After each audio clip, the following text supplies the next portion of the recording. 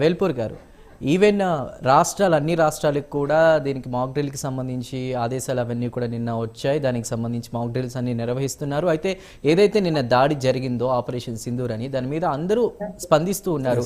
Even మన deputy CM Pawan Kalyan గారు స్పందించారు. చివరి ఉగ్రవాది కూడా హతమయ్యే వరకు కూడా ఈ ఆపరేషన్ సింధూర్ కొనసాగాలి.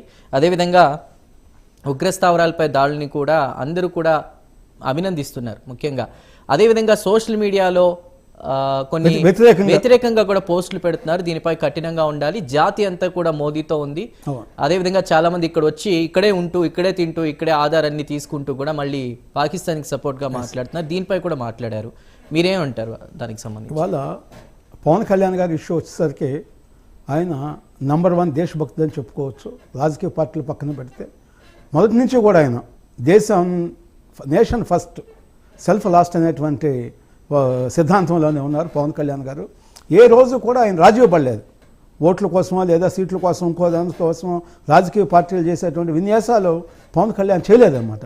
అయితే ఆయన స్పీచెస్ మీరు ఎప్పుడు చూసినా, ఈ రోజే కాదు ఎప్పుడు చూసినా కూడా చాలా పర్ఫెక్ట్గా దేశాన్ని మనం కాపాడుకోవాలి, దేశానికి ఏమైనా ఇబ్బందులు వచ్చినప్పుడు మనం అంతా కూడా ఏకతాటి మీద నిలబడాలి, రాజకీయాలు చేయకూడదు. ఇవాళ ప్రధానమంత్రి గారు వాళ్ళు ప్రపంచవ్యాప్తంగానే చాలా సూపర్ పిఎంగా ఉన్నారు.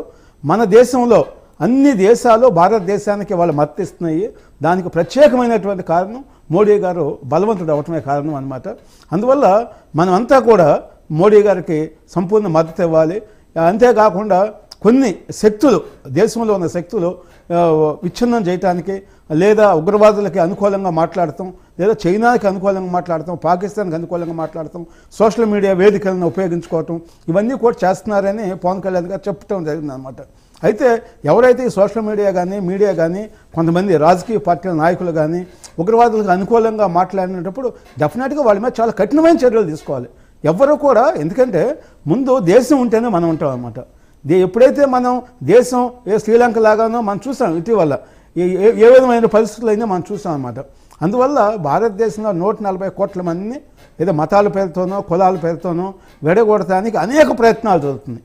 అయితే భారతీయులు ముఖ్యంగా చెప్పాలంటే ఈ విషయంలో అందరూ కూడా కలిసిమెలిసి ఉన్నారు. మరి మోడీ గారికి సంపూర్ణ మద్దతు ఇచ్చారు. నిజంగా కూడా మన ఆర్మీకి ఇంత టాలెంట్ ఉందని కూడా ఊహించలేదు. సామాన్య ప్రజలకి తెలియదు. ఒకేసారి 9 ఉగ్రవాద స్థావరాలని మరి మిడ్-నైట్ 1:10 ఆ టైంలో కొడతాం అనేది మరి చాలా సామాన్యమైన ఇష్యూ కదా. అంటే అమెరికా, రష్యా అక్కడున్న టెక్నాలజీ లెవెల్లో కూడా మనం ఇవాళ ఆ స్థాయికి ఎదిగాం. మనం ఇవాళ మోడీ గారు మాట్లాడితే కూడా మంగళయానం, చంద్రయానం అవి కూడా మనం చాలా సక్సెస్ఫుల్గా చేసుకున్నామని చెప్పేసి ఆయన కూడా వాళ్ళు ప్రెస్ మీట్ పెట్టారన్నమాట. అందువల్ల దేశంలో ఉన్నటువంటి ప్రతి ఒక్కడూ కూడా ఒక సైనికుడిగా ఫీల్ అవ్వాల్సిందేను. ఈ దేశం మీద ఎవరు ఇచ్చేసినా కూడా దాన్ని మనం అటాక్ చేయాలి డెఫినెట్గా.